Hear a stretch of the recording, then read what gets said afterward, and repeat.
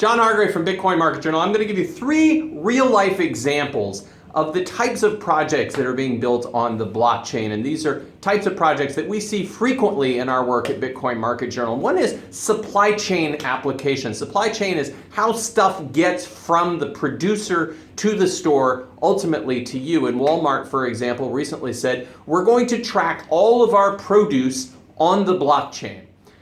So when you buy a watermelon at Walmart, which, by the way, I do not recommend, not exactly well known for their produce.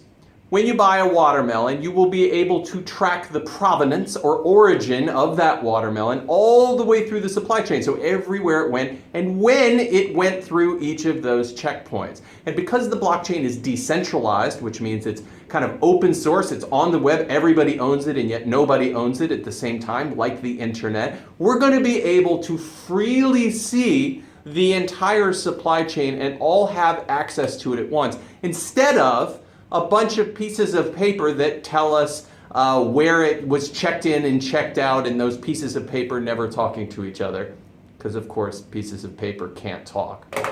Another type of project we see on the blockchain is identity management. Why should Equifax own our personal data? Why should they have the ability or the right to go take our personal data without our permission and then lose it?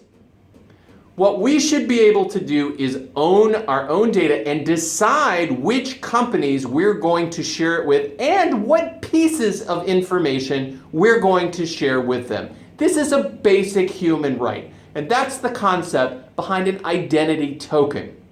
I own it, it's anonymous, it's private, and when I want to share it with Equifax, I will give them permission to access only specific pieces of data, which, by the way, are none, because I don't trust Equifax. Here's another great example: solar tokens.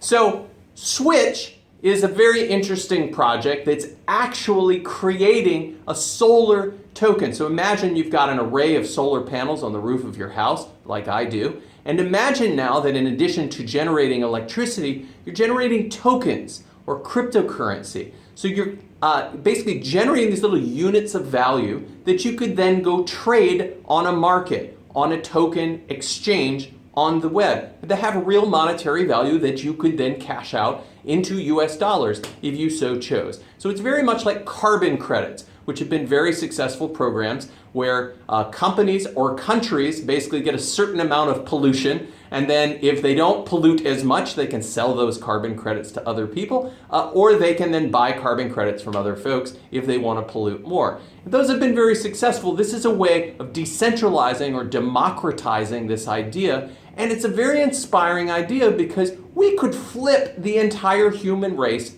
onto solar in one generation, in this generation, using an idea like this. So those are 3 simple ideas behind real-life blockchain applications. I hope they've inspired you. I'm John Hargrave from Bitcoin Market Journal.